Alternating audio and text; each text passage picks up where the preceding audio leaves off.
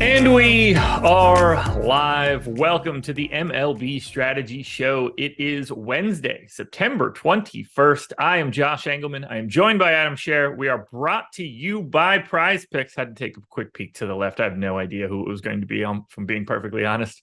9-game MLB slate today. Nice one coming off of yesterday. Didn't play it, so don't have anything to add, but I'll kick it on over to Adam. Adam, how did baseball go for you yesterday? Came out a little bit ahead. Didn't make anything in tournaments, but cleaned up in head-to-head, so that was nice.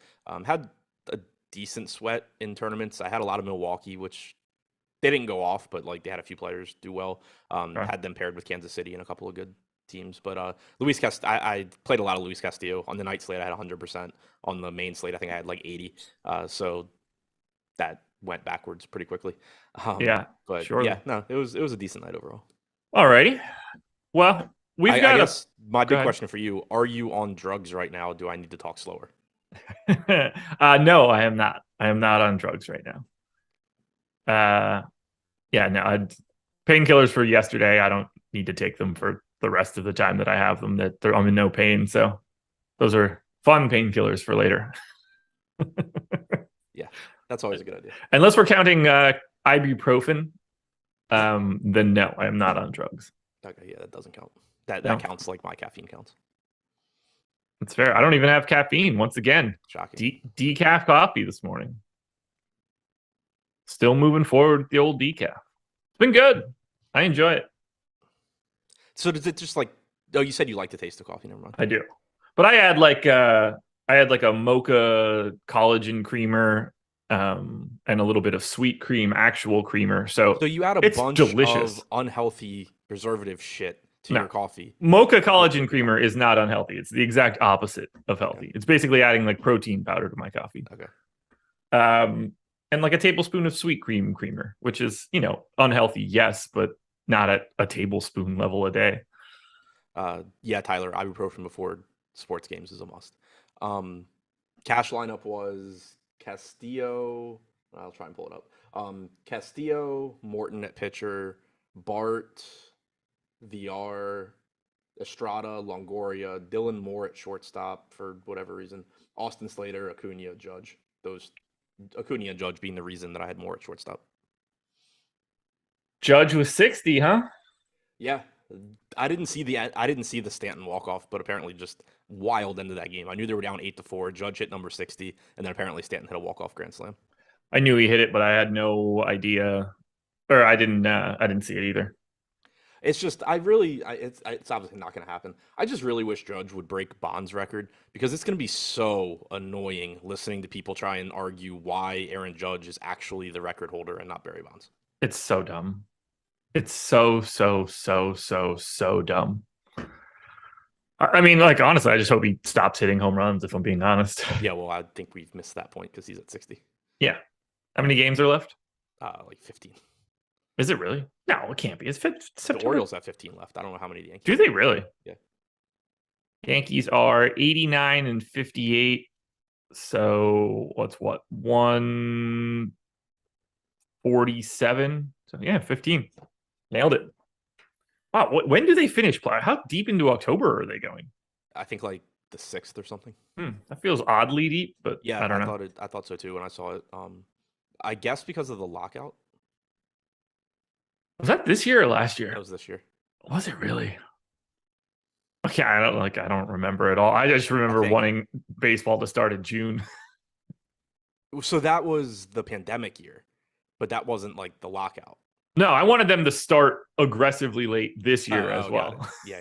If this year was the lockout year, I don't know. It's so long ago now. Yeah, I'm almost positive this was it all runs together, but pretty sure because we had the pandemic year and the negotiations during the pandemic. It was just like it's going to be a shit show when they actually have to negotiate, and then this year was the lockout. And yeah, for sure, because we've talked a lot about like I reference it with Sonny Gray a lot when we go back and look at his game logs, and you have to keep in mind like at the beginning of the year he was coming out of the lockout, so he hadn't had a real spring training. That's fair.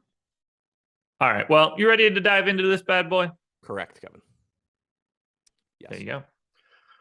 We will kick it off with your Orioles taking on the Detroit Tigers. 4.4 run implied total for the O's, 3.7 for the Tigers. Jordan Lyles and Matt Manning. Lyles 16% owned at 6,700. Manning unowned at 5,700.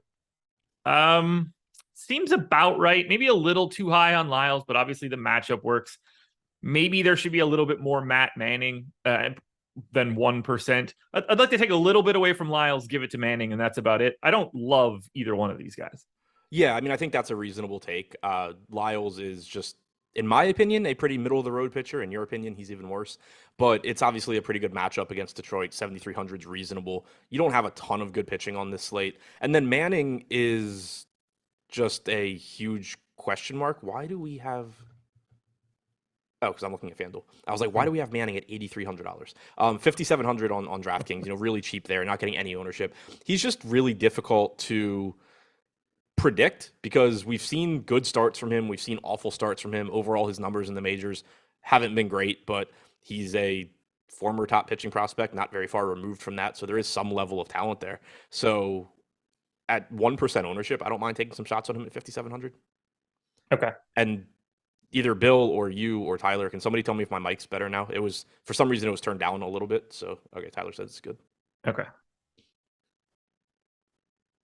What are your actual, like, should Manning be 11-1 on Lynch right now at 5,400? I feel like these guys are pretty similar for today.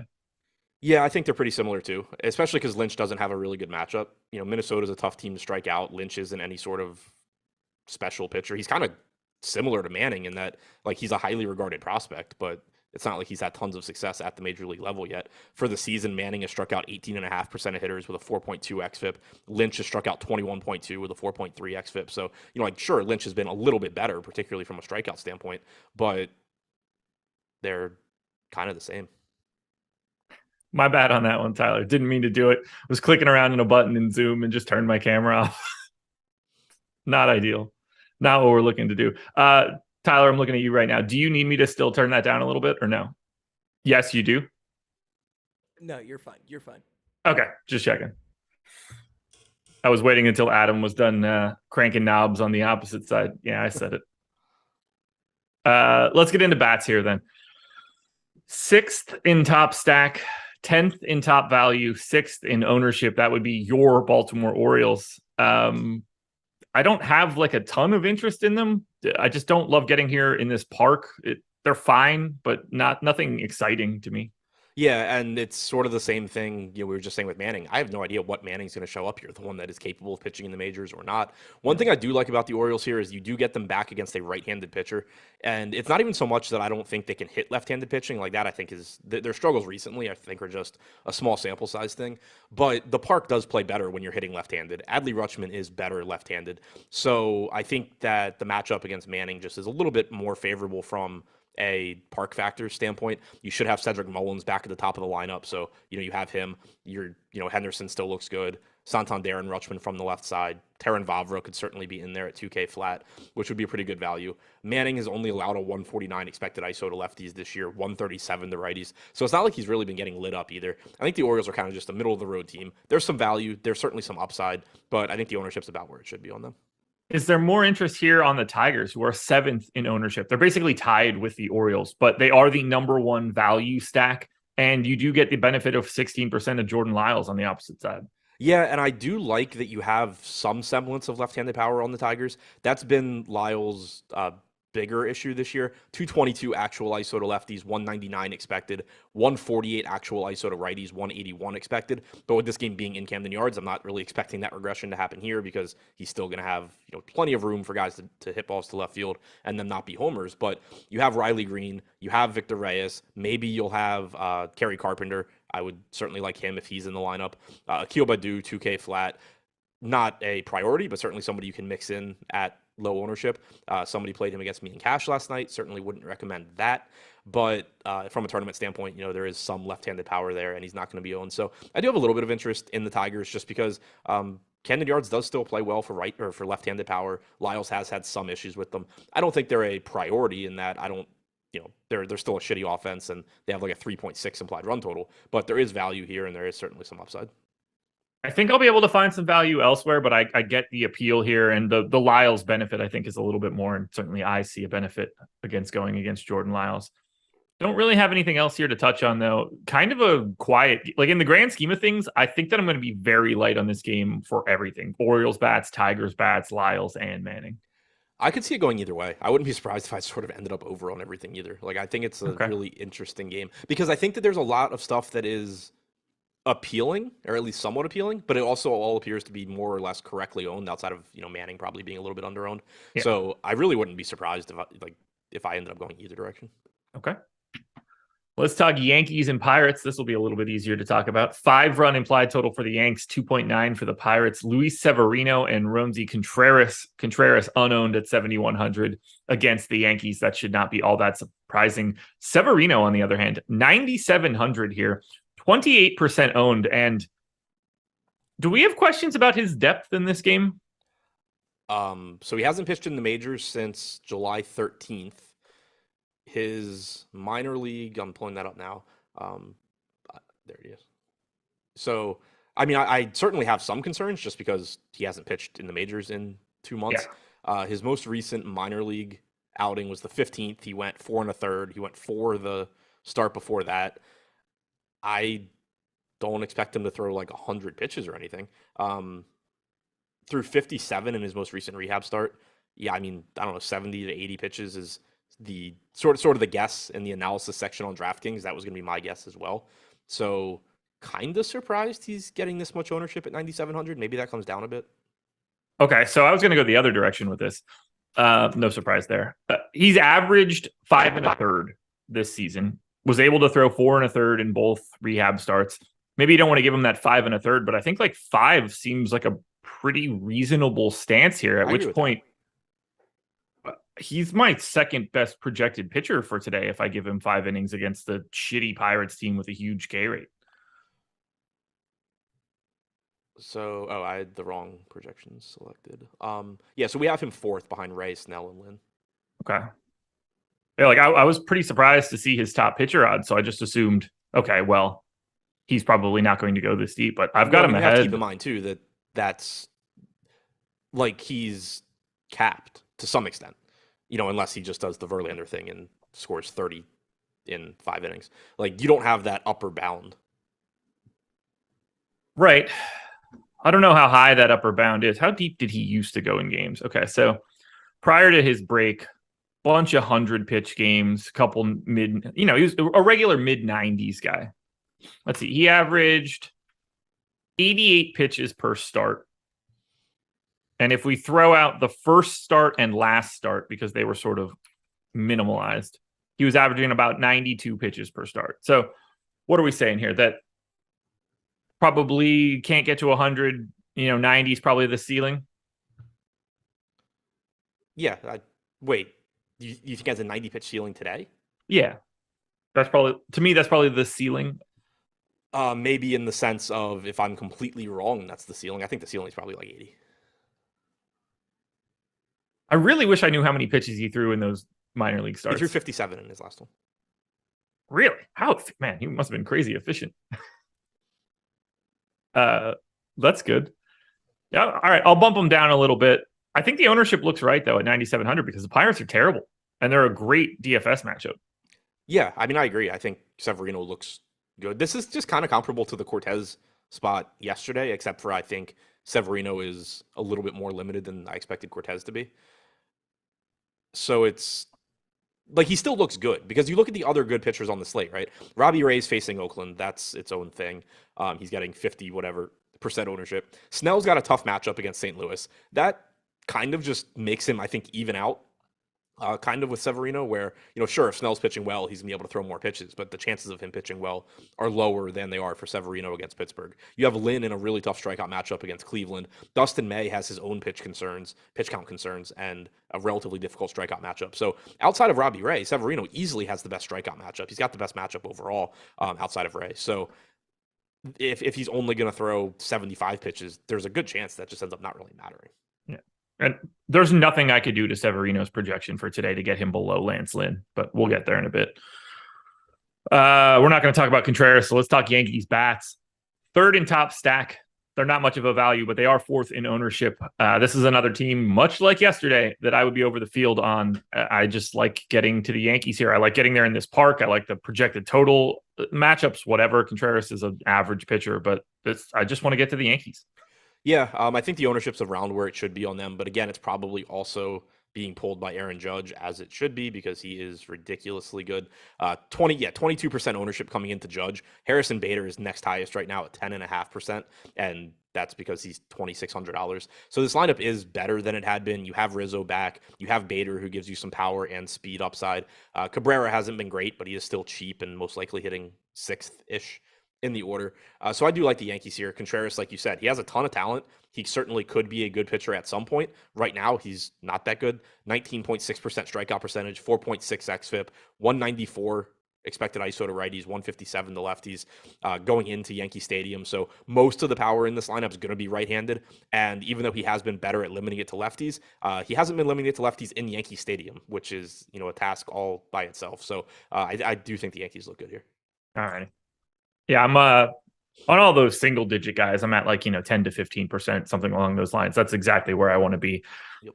I don't see much here for the Pirates. I obviously like Severino more than most, but whether it's Severino or the Yankees bullpen, I just don't think the Pirates are all that good. And they're still only fifth in value. I think there's just better spots out there. Yeah, I agree. I think Severino is good enough. The one thing that I think is kind of interesting for the Pirates is that you do have all this left-handed power going into Yankee Stadium. This is just a better hitting spot for guys like O'Neill Cruz and Reynolds and Castro, Sawinski if he's in the lineup, Cal Mitchell, all of these guys, but especially those first three, Cruz, Reynolds, and Castro, than they normally get. We know Reynolds is just a good hitter. Cruz has a ton of power. Castro's cheap, has some power upside as well. So I do like that aspect of it, but it's still a 9-game slate. It's still a team with a 2.6 implied run total. I just doubt that I'm really getting to too much Pittsburgh. That'll work. Anything else for this Yankees-Pirates game? No. Schedule for the rest of the day coming up immediately after this show, 11 a.m. NFL Strategy Show Ownership Edition. We've got the 5 p.m. MLB Deeper Dive. Adam will be back for that. 6 p.m. we've got the MLB Live Before Lock show. Closing out then 8 p.m. tonight, PGA Live Before Lock. We also have free MLB ownership projections at the site. So head on over to stokastic.com, browse straight to them. You'll be able to access them. And then PGA Top Golfers tool, also free for today. So if you're looking to get an idea of what we have behind the paywall, both of those tools are free for you. Game 3, Rangers and Angels. 4.6 run implied total for the Rangers, 4 for the Angels. Dane Dunning and Tucker Davidson. Dunning is 11% owned at 7,300 for the Rangers. Davidson, 3% owned at 5,100 for the Angels. I think both guys probably about right for today. I don't have too much to say about Dunning or Davidson. Yeah, I don't have too much either. Like, the Angels aren't the same strikeout matchup that they were a month or so ago. Dunning's a decent enough pitcher, $7,300. He's struck out 19.7% of hitters with a 4.1 xFIP this year. He's just sort of a guy to me on the slate. He's getting 12% ownership. That's the ballpark where I think he probably should be. It's not a horrible matchup. It's not a great matchup. It's kind of just like he's not a horrible pitcher or a great pitcher. You're just going to land on him in some lineups, but I have no feelings whatsoever about Dane Dunning. It's just like, yep, he's there. He's fine. I don't care if I get a lot. I don't care if I get a little. I don't care if I get, preferably, I guess I get the middle amount. But yeah, just he's there. Davidson is really cheap, and he only threw like 46 pitches last time out, but that was a start where he gave up, or an appearance. I don't know if it was a start, where he gave up 4 earned runs in 2 innings pitched. And so I'm discounting the fact he only threw 46 pitches, threw 88 the pitch or the start before that, 84, 92. So $5,100 pitcher fully stretched out always has at least a little bit of appeal. Yeah. But it's not a great matchup against the Rangers. As a starter this year, a 13.5% strikeout percentage. I think I probably gamble on Matt Manning before I roll the dice on Davidson. Exciting day today. I think I'd rather gamble on Matt Manning than Davidson and Dane. It's like, whoa, all of it just sounds awful. Now we got to talk about Rangers bats. 4th in top stacks, 6th in top value. That's getting them to 3rd in aggregate ownership. And it's not just one guy. 1, 2, 3, 4, 5, at least 5 guys in double digits of ownership. Not a spot that I'm seeing as something that I want to get to a ton of if the public is already there. They look okay. Like I understand it. They should project pretty well. I think they're a bit overowned based on our top stack tool, so I will likely not be there. Yeah, that's where I'm at as well. If I happen to make lineups where I have contrarian pitching and or main stacks or secondary stacks, like I like Texas, I think it's a pretty good spot. I think they have plenty of power in their lineup, but it's a 9-game slate. It's just typically I'm not going to get to teams like Texas that are getting double-digit ownership here. So, individually, there's plenty of guys to like. Davidson this year, limited sample in the majors, but only a 117 expected ISO to righties, 14.5% strikeout percentage. Lefties in an even smaller sample have actually hit him a little bit better, only striking out 9% of the time with a 186 expected ISO. Seager rakes against everybody. Nate Lowe is a good hitter overall. And then you pretty much just have a right-handed lineup. So I understand why Texas is getting ownership. I think Josh Young is still too cheap. DraftKings did the thing again where, they brought up a top hitting prospect, made him 2K. He got up to 2,300 yesterday. Today he's back down to 2,200 for reasons. So he stands out individually as a really good value, I think. We've got the Angels on the opposite side, 9th in top stack, 8th in top value, but still 9th in ownership. I'm about neutral here. I don't really have much to say. Dunning's good enough. Not a great implied total for the Rangers. They're just a team today. This whole game is like, other than Rangers bats, which are sort of mildly obvious, it's just kind of ugly. Yeah, agreed. Trout and Ohtani obviously are always good plays. Rengifo is pretty valuable these days with multi-position eligibility, hitting at the top of the order. He's 4,400. And then outside of that, if you just mix in some Matt Tice or Mickey Moniak or whatever you land on, that's fine. But I think the priorities, if you're going to the Angels, are clearly Trout, Ohtani, followed by Rengifo, followed by probably Ward, and then everybody else. Okay. Yeah, I got to very little of this. Yeah, just like Dunning, I kind of said it when we were talking about him, but it's the same thing when you're taking hitters against him. He's just completely average. 151 expected ISO to lefties, 342 expected WOBA, 147 expected ISO to righties, 315 expected WOBA. There's nothing about him that stands out as he's really going to struggle here, and there's nothing about him that stands out as he's going to dominate and the Angels are in a bad spot. It's just 20% K rate from Steamer, 9% walk rate, 4.14 FIP. Those are all just right in the middle of the pack numbers. Right. Insane. Dane Dunning is to pitching as you are to DFS content. I mean, that's just a preposterous take. We can't even make that one and have it be real. One of the nicer things I've said to you on a show, probably. Probably true. Average. Probably true. Incredibly incorrect, but probably true. Oh, that one stings. I'm at least the Tucker Davidson of this place. The worst? Yeah. Being in the middle sucks. I'm either the best or the worst. Yeah, if you ain't first, you're last. I'd rather come in from the bottom here. Josh is more like Bayo. Josh is the opposite of Bayo. Bayo is working with a ton of talent and not maximizing it. Josh is working with nothing and doing the best he can. Come on now. Jesus. Okay, I'll bite. Oh, does that make you the Jordan Lyles of this place? Great in your own head? I don't think Jordan Lyles even thinks he's good. I'm sure he does. I'm the exact opposite of Jordan Lyles. Jordan Lyles' job on the Orioles is to be a hard worker and set a good example for everybody. All right, so then you are. I'm trending toward Cody Bellinger. I mean, why are you going to hitters now? He was just the first guy that I thought of where it was just he got his and just disappeared off the face of the earth. So Chris Davis? There's a good one. Trevor Bauer?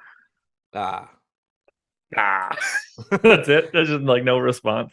I'm not going there. We'll go with Chris Davis. That seems best. Royals and Twins. 3.7 run implied total for the Royals, 4.4 for the Twins. Daniel Lynch going for KC, Bailey Ober going for the Twins. I feel like we just talked about this entire slate. Lynch is 11% owned at 5,400. Bailey Ober, I guess, is 7,700 to $2,300 more expensive than Lynch, 5% owned. I mean, if I'm getting to one of these guys, it's probably Lynch, but I also don't need Lynch to be the only option at the bottom from an ownership perspective. I kind of just would rather have everybody other than Lynch because everybody's already getting Lynch. Yeah, that's I guess pretty much where I'm at as well. Typically I play a good amount of Lynch, but typically he's also not that popular. I do still think that of the cheap guys, he's the one I would get to first. Like we have him projected for 13.4 DraftKings points. That's like eighth, ninth total on the slate, and everybody above him is at least $1,300 more expensive. So I understand why Lynch is getting the most ownership, and if I have a lineup where ownership's not really a problem, I'll just get there. He does have close to a 22%, or sorry, 21% strikeout percentage, 4.3 xFIP. Not a great strikeout matchup. It does look like it's supposed to be cooler in Kansas City today than it was yesterday. Looks like around 75 instead of 90, so that's good for him as well. He's just clearly underpriced, and I think he's a good option if you need that price range, but also not like if I have popular bats and need that price range, I have no issue with just going to like Matt Manning or others. Yeah, there just seems to like a lot of looking people down there. Other than the fact that Lynch is just 5,400 and second cheapest on the slate, he should just be a couple $100 more expensive. Other than that, it's whatever. Bailey Ober, kind of middle of the pack for me. Like he threw 70 pitches last time out. That was his first start since the beginning of June. So I expect that he's going to be able to go a bit deeper here. He's only 7,700. He's got a 21% strikeout percentage this year, 4.4 xFIP, decent matchup with Kansas City, not getting much ownership. If you're playing popular bats, I think Ober makes some sense in the mid-range. He's getting half the ownership of Dane Dunning, for example. I don't think they're all that different. oh my God. This is unrelated to Ober and Lynch. Did you know that Stanton's walk-off grand slam yesterday is his third ever walk-off grand slam? That seems like a lot. Tied him with 3 other people for the most in history of baseball. I thought it was great. Like when I read it, I was just like, oh, it's his third walk-off home run. And no, it's his third walk-off grand slam. How many opportunities do you even get to do right, that? That's why it's so 3? weird. Like you only get so many chances for walk-off home runs, much less when the bases are loaded. Right. And then to actually hit them. Weird. Just weird. All right, let's talk bats. We'll start with the Twins, 8th in top stack, 2nd in top value. They are 5th in ownership. Normally, I've been a little bit less likely to get to the Twins as these value stacks, but we already mentioned a value stack that's pulling the ownership. The Twins are a little bit lighter than that. So I'm actually neutral to the field on Minnesota today.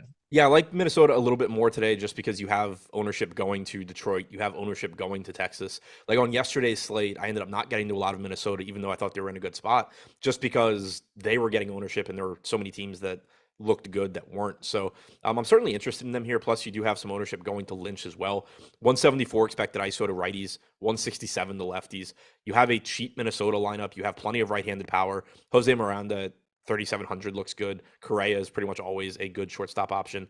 Sanchez, Urshela look fine. The issue with Minnesota is then the lineup kind of just turns to shit. You have Nick Gordon also, who I mentioned every slate pretty much. But other than that, I don't really know where I'm supposed to go on this team. All right. Sandy Leon is the catcher that I have in for the Twins today, and then Billy Hamilton in the 9-hole. And whatever Jermaine Palacios is. Well, at least his WRC plus from Steamer resembles real people. 69 for Sandy, 56 for Billy Hamilton. Yeah, not great. No, not at all.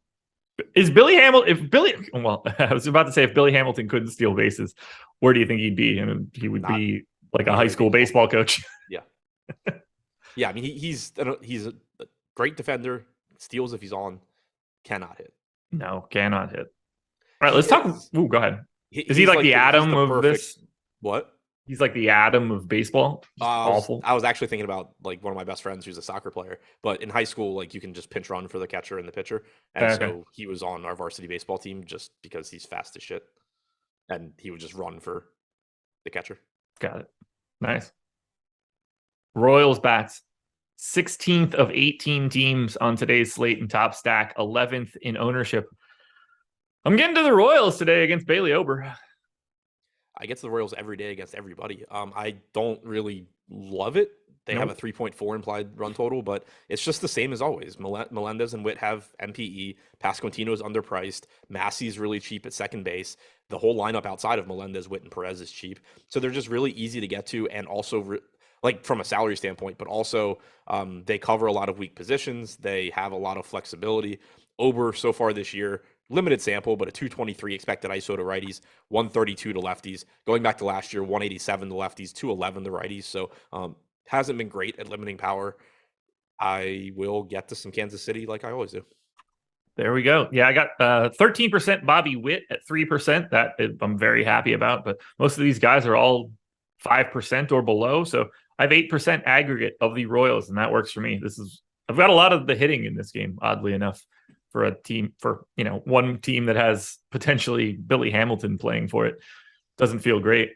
I hope he steals some bags today. Daniel Lynch is a lefty. I was going to say, maybe Lynch is bad at holding runners. By default, he's basically not. He's got to be decent. You mean the worst. Yeah. You ever seen John Lester? Well, that's slightly different, but that's the exception, not the norm. Yeah, for sure. Lynch this year has allowed 4 stolen bases in 117 innings. In his career, he's allowed 6 in 185. Grades out as slightly above average. Yeah. Something slightly above average, we'll call it way above average. We'll call it borderline elite. That would be PrizePicks, presenting sponsor of this show. If you click the link in the description of the video, you can get up to $100 on your first deposit. You don't need an optimizer. You don't have to worry about sharks or anybody on the opposite side of it. You're picking player props. If you can pick 5, you'll net up to 10x your entry fee. Adam and I are going to touch on some pitcher player props for today. Fantasy scoring based on FanDuel scoring. Or it's the same as FanDuel scoring. I don't think it is based on it, but we're going to touch on it right now. We're going to start with someone we talked about earlier, Matt Manning, over under 21.5. I hadn't scrolled down far enough. Over. I have the over as well, but not by a lot. Yeah, we have 24.1. We'll go to another random named person, Dane Dunning, over under 23.5. Way over, 28.7. Yeah, way over as well for me. And then we haven't talked about this guy yet, but I am going to bring him up right now because he's in the next game. Actually, I'll hit you with 2 of them. They're both in the next game. We're going to go Lance Lynn, 32.5. We have 32.2, so push. Okay. I've got way under on Lance Lynn, 27.5. And then Tristan McKenzie, my boy, over under 32.5. We have 32, so push there as well. 31.7 for me, so that would be a wash for me. But you guys should just go check out PrizePicks. You see the banner at the top of the screen. Click the link in the description, and you can go get that deal. Now we can talk White Sox and Guardians. Lance Lynn, Tristan McKenzie. Lynn, 9,400. McKenzie, 10,100. Neither guy really pulling any ownership. It's 10% for Lynn. It's 6% for McKenzie.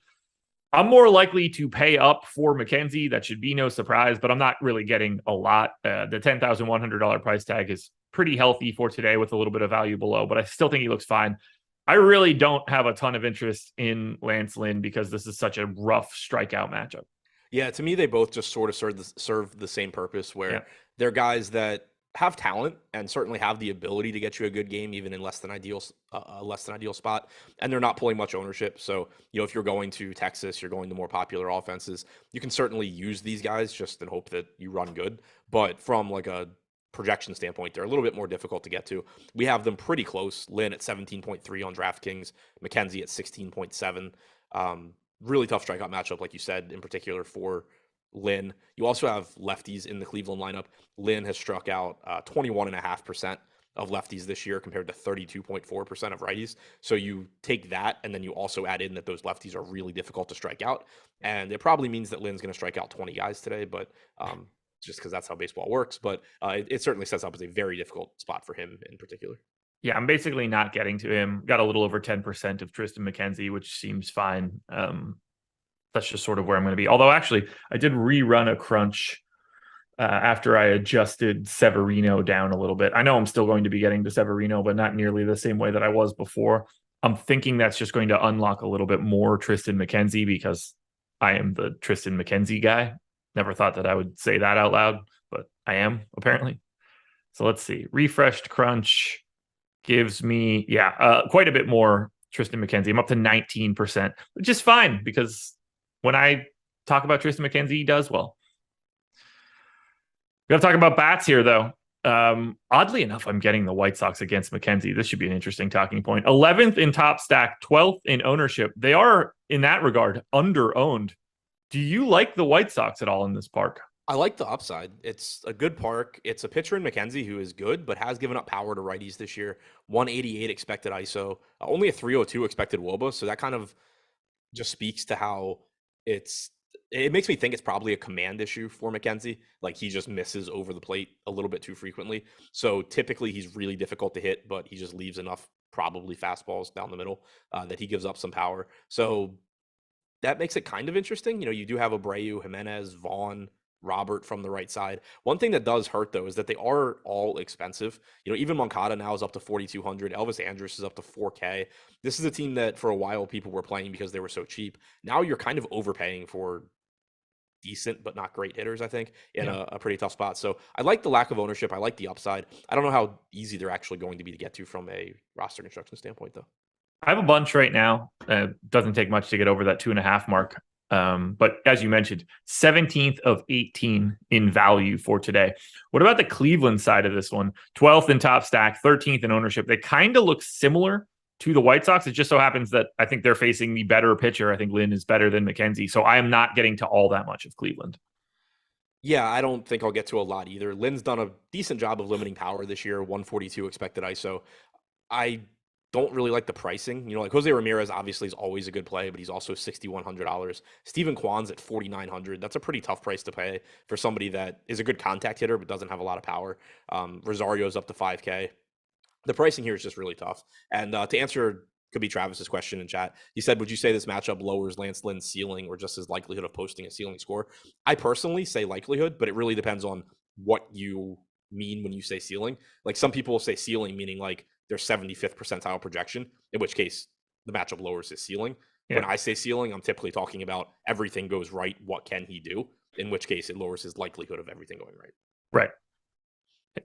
Like his ceiling is essentially the same in every start that he has. If we're talking about the upper bound. Assuming you're saying ceiling like 100th percentile outcome or 99th percentile outcome. Right. If you're using like 75th percentile, then certainly it comes down. Yep. Anything else in this game? Nope. To cores we go.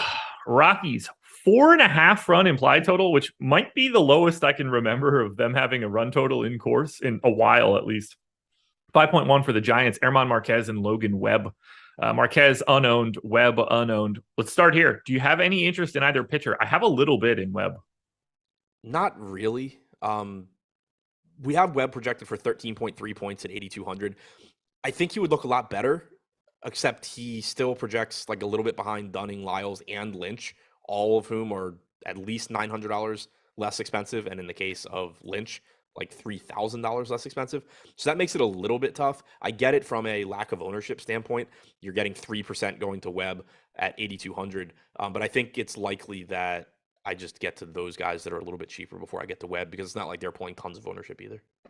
I have him just barely ahead of those guys. Like I got him at 14.4, so nothing too crazy. I think he looks okay at low ownership. Nothing like I'm not a guy that I want to go crazy for. He's 3.5% owned for a reason. He is pitching in cores. Thoughts on Travis's question? There should not be 9 players projected higher than McKenzie. I agree. Do you have any other interest in Marquez on the opposite side here just because of the price? If Travis is referring to our projections, make sure you click the right slate, because if you just go to the overall projections, you have Jesus Luzardo ahead of him, you have McCullers ahead of him, and you have Gossman ahead of him. Those all are fine, but they're not on the main slate. There should not be 8 or 9 main slate pitchers ahead of him for sure. No, that is an actual error. Yeah. Which we don't like. So basically, I don't know if he's looking at our projections or not, but if you look at our projections, but with all of the pitchers, McKenzie is 9th, which is fine because there are good pitchers on different slates, but on the main slate, definitely not. Marquez? Kind of like Webb to me. Like he's a little bit less expensive, or a lot less expensive, I guess, at 6,500. Doesn't project as well. We have him at 12.6 DraftKings points. I guess I don't hate him as a pivot away from like Lynch or something if that $1,000 doesn't do anything for you. 2% ownership compared to 11, but still just really difficult to want to get to him in cores. He's only struck out 18.5% of hitters this year, 4.1 xFIP. Pretty similar numbers to Matt Manning, who's also not getting ownership. yeah, it's just kind of, if he lands in a tournament lineup here or there, I think it's okay, but it's kind of like a specific type of tournament lineup probably. This is feeling like a bit of a fade course day for me. Giants are first in top stack, third in ownership, or third in value, second in ownership. I'm finding other spots to go, but clearly the Giants look pretty good. I don't think it's like the craziest spot to get away from today, but I want to fill my lineup out with Giants, that's for sure. Yeah, it's just another spot where I think I'm kind of just like neutral on them. They're getting ownership. They should because they're in cores. It's not a great matchup against Marquez, though. Even without the strikeouts, he hasn't been terrible this year. But the Giants are also so cheap that it makes up for a lot of that. So in tournaments, I probably don't quite get to the field. That's kind of been the case for me recently. But in cash, I would expect to get there. And if you have just unowned pitching or unowned other stacks, there's no reason not to get to the Giants. Yeah, I'm with you there. Probably like I know you mentioned it, but we're probably getting 3-4 Giants bats from a cash perspective. I would think so. Yeah, I'll run a crunch with our projections now. Yeah, I haven't done that either. Let's see. Disable stack. I'm getting Giants are more filler. When we get to the Dodgers, they are the dominant force in my cash lineups. I am getting with the so we're getting, yeah, it looks like filler too. It's not the Dodgers. I mean, it's Trey Turner, but with the Stokastic projections, and it's still running, but it kind of just looks like, David VR is getting in like 45%, Bart's in like 25%, Wade's in like 15, Yastrzemski's less than 10, Crawford less than 10. Okay. What about the Rockies on the opposite side? 7th in top stack, 10th in ownership. Are they under-owned here? They're expensive as hell. Yeah, I mean, that's what makes it tough. They obviously are good at home, 105 WRC plus, like a 190 or so ISO at home this year. Tough matchup, though, against Webb. So if you're going there, you're basically just hoping that Webb gets unlucky in Coors Field and that, it just ends up being one of those games. Only a 21.5% strikeout percentage against righties and 18.9% against lefties for Webb, which is nice in Coors, since part of the appeal of taking hitters there is that the outfield is just so massive that balls fall in and singles turn into doubles and all of that. But you're still talking about a 282 expected WOBA, 111 expected ISO to righties, 312 expected WOBA, 146 or 125 rather expected ISO to lefties. You shouldn't have much confidence in the Rockies here against a pretty good pitcher in Webb. Anything else you want to touch on for cores? Mike Toglia is still too cheap at 3,600. There it is. 2.9 run implied total for the A's, 4.3 for the Mariners, James Caprillion and Robbie Ray. Caprillion is unowned at 5,900. Robbie Ray is slightly more owned than Caprillion. He's 9,600 and projected for 53% ownership. And I think every bit of that is warranted. I am over that mark. He is the 4th most expensive pitcher today, but to me, the very obvious number 1 arm. Yeah, agreed. Has struggled outside of Seattle. I know somebody mentioned that on a previous show. I don't buy into it too much, at least here, for a couple of reasons. 1, he's pitching in Oakland, which is a good pitcher's park. 2, he's facing Oakland, which is a great spot to be in. And 3, Robbie Ray, this is his first year with Seattle. He won a Cy Young last year with not Seattle. So he's not somebody that I think is dependent on pitching at home or, super comfortable pitching in Seattle and can't pitch anywhere else. This is his first year there. So I have trouble really buying into those splits, at least when you're talking about facing the A's in Oakland. 2.8 implied run total. You can certainly argue with the ownership a little bit, but we kind of touched on it before when we talked about Severino. Ray is facing Oakland. When you talk about guys with similar strikeout potential on this slate, you're basically left with Blake Snell, who Snell has the higher strikeout percentage at 31% compared to Ray at 28%. But Snell's facing the Cardinals. Really, really tough matchup for him there. And after Ray, Severino's at 27%, but he's not likely to have the same sort of leashes as Ray. Lynn's at 26% in a brutal strikeout matchup. McKenzie's at 25%. There's just not a lot of strikeout pitchers on this slate. So that combined with the good matchup just makes Ray stand out. Yep. I have a ton, 72% at this time, and that works perfectly for me. Anything for Caprillion? No, tough matchup against Seattle. The only thing really working for him is that he's cheap and he's in a good park, but I think we've already touched on a couple of other cheap guys that I would probably get to before Caprillion. Let's talk Mariners bats. 5th in top stack, 8th in ownership. I'm out actually a little bit over the field. I don't normally get to teams in Oakland. It just doesn't ever really look all that great. But between Caprillion and the fact that the Mariners are just really good, getting to Seattle. Yeah, I don't have any problems with it just because, like you said, the Mariners have a lot of power. Caprillian's not very good. I do hate the park, but as long as you're not getting much ownership going to Seattle, and right now they're at like 6%, I don't have an issue with it. Julio Rodriguez, clearly excellent at 5,500. France, Haniger, Santana, Winker, Raleigh, these guys are all fine.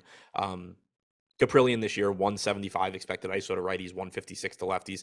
Not really as bad in that department as I expected him to be. 223 actual ISO to righties is much higher than his expected ISO, but still not a particularly good pitcher and a team with plenty of power upside. Oakland bats? No. I mean, if you did, I think it would be like Murphy, Langoliers, Pinder, Garcia. Yuck.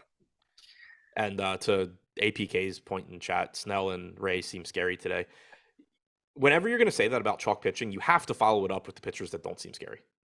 Yeah. Like, that's the thing. Like, yeah, I certainly don't love the spot for Snell, and any pitcher on any given slate is somewhat scary because it's baseball. But who are the ones that you look at and say, like, oh yeah, I'm really confident in them? They don't exist on this slate.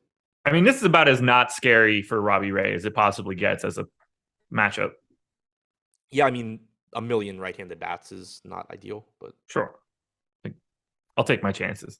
Yeah, for sure. It's just like that's always the part that people leave out. It's, oh, this chalk pitcher is scary because it could go poorly. And it's okay, find the one that isn't, that it can't go poorly. Yeah, there's a reason he's chalk. I promise.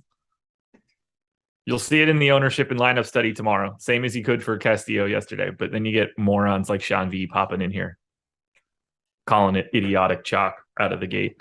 It's coming off like a complete idiot. MLB Strategy Show, one big word. That is the promo code for this one. And if you are looking to get behind the paywall, if you've never been there before, this is your perfect opportunity. Again, MLB Strategy Show. It's one giant word. You get 50% off your first week of Stokastic Plus Platinum. That's going to be projections, ownership, lineup builder, Discord, and more. We have so much stuff behind the paywall. And if you only want to do MLB, that's fine. You can use our MLB weekly pass. It doesn't have to be for everything. But if you want to see everything that we have, you can use this promo code if you've never signed up with us before, and that'll be great for you guys. So use it. MLB Strategy Show. You see it on the screen. Goodbye for another 5 minutes. Please don't come back ever again.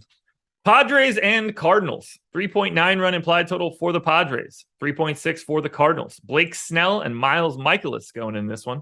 Snell 9,900, projected for 27% ownership. Surprise, surprise, I'm not getting Snell. Miles Michaelis, 1% owned at 9,100. I have no interest in paying 9,100 for Michaelis. I should have more interest in paying for Snell, but this is a really tough spot. It's a really tough spot. It really scares me when you think about the type of pitcher that Snell is. And you're going up against this team that has a bunch of right-handed power, but also just a lot of difficult hitters to strike out that are likely to make him work.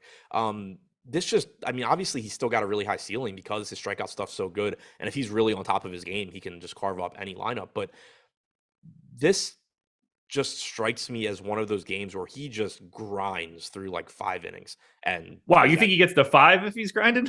Well, I mean, if he like, I could see him pitching well, but like just 7 pitch at bat, 8 pitch at bat, 7 pitch at bat, and just being 100 and something pitches after 5 innings. It's a really tough matchup for a variety of reasons. One just being that the Cardinals are really good, but then 2, it's just the style of offense that really scares me when you talk about Blake Snell. So on the one hand, I understand the ownership, 27.5%. It's the exact issue that I was just mentioning, where sure, that scares me, but what am I going to play Lance Lynn and pretend that that's not a scary spot? If you want to play Lynn at lower ownership, sure, that's a reasonable pivot, but like same for McKenzie. There's just not a lot to like on this slate, and I think that's why Snell's getting some ownership. We still have him as the second highest projected pitcher behind Ray, and I can't argue that anyone really should be higher. Maybe Severino, but you're talking about a big gap in how many pitches we're expecting these guys to throw. So yeah, it's a really, really scary spot, but also the best strikeout pitcher on the slate. You think it's crazy to have McKenzie ahead of Snell? He probably shouldn't be ahead. I think maybe, like, I wouldn't argue with him maybe being a little bit, we have him 2 points away, maybe being a little bit closer, but like you're talking about, it's not a great strikeout spot for McKenzie either. He's got a 25% strikeout percentage this year. Snell's at 31%. Like, that's a pretty big gap. Very true. I also expect Tristan McKenzie to go a full inning longer than Blake Snell, which is incredibly helpful. Hey, I mean, DraftKings is pretty smart, and they've got Tristan McKenzie more expensive than Snell, so I think I'm on the right track. Yeah, no? DraftKings pricing always indicative. I always say they're the smartest people. People. Actually, be the case. Yeah. There were times where it used to be good. Well, like they would like randomly price up a pitcher, and it was like correct so often that it got to, it was like, all right, find the pitcher that you have no idea why they're so expensive and play them. Yeah. Snell, I barely get to Snell ever anyway, and this is one of those days where it's 28% ownership as the second most expensive pitcher is incredibly surprising to me. Again, ceiling I get, but like this, it's not that kind of spot. I typically get the Snell a lot, and I haven't run lineups yet. I wouldn't be surprised at all, though, if this is a slate where I end up just like jamming Robbie Ray and then just under the field on Snell, maybe getting a little bit more Severino, and then just kind of spreading it out to these other lower owned pitchers, because I have no confidence whatsoever in Blake Snell here. That is what I'm doing right now. Like 10% of May, Webb, 6% of Ober, of 6% of Lyles, 10 of Marquez, Manning, Lynch, Davidson. These guys are all just sort of showing up around Robbie Ray. So I'm there with you. You can't get to Michaelis at 9,100, right? Not unless you're just kind of talking about the exact scenario we were describing, where you just end up throwing some of that Blake Snell ownership to like every other pitcher. But Michaelis pretty far down the list for me. 8% chance of being a top 2 pitcher in the top pitchers tool, and that's behind Logan Webb, Daniel Lynch, Jordan Lyles, Dane Dunning. So guys that are, a lot cheaper than him, in addition to all the guys priced around him. So going on their own, at 1% compared to an 8% chance of being a top 2 pitcher, but pretty far down the list in terms of priorities and pivots off of the priorities. And that said, I don't really want to get to the Padres because Michaelis isn't the type of guy that just gets absolutely annihilated either. So I think while the Padres are really good, they're also very expensive. Doesn't feel like a great spot there. Similarly, I don't really want to get to the Cardinals, but if I did, I wouldn't mind it as much just because of the way it goes if Snell goes bad. Yeah, I would love to get to the Cardinals if I can. The problem is they're expensive. Edmonds 5,200, Goldschmidt 62, Arenado 55. Pujols plays the same position as Goldschmidt. The rest of the lineup isn't very expensive, but it's also not as good. Paul DeJong reasonably priced at shortstop. Yepez is cheap with MPE, so that's pretty nice. But it's kind of just a tough team to stack because the guys you really want are really expensive. And then also, Pujols and Goldschmidt playing the same position. If I get there, though, certainly happy with it. You're getting a very, very good offense at 1% ownership that also happens to just destroy a third of the field if they do well. Let's close it out. 5.4 run implied total on the Dodgers, 3.2 on the Diamondbacks. It's Dustin May and Madison Bumgarner. May 18% owned at 8,700. Think he looks about properly owned here against the Diamondbacks. Bumgarner getting nothing. Yeah, I don't think Bumgarner should get anything here. May concerns me. 87 pitches 3 starts ago. 82.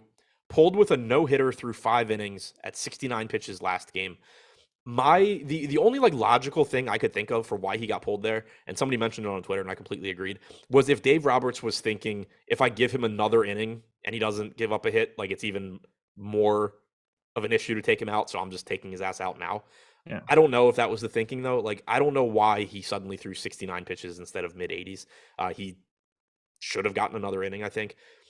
If he's going to throw mid-80s, he looks fine. He's got really good stuff. It hasn't totally translated to the major league level yet. It's an okay matchup against Arizona, not the best strikeout spot. I am just a little concerned by the Dodgers having a really quick leash on an injury-prone pitcher that they clearly just want to have ready for the postseason.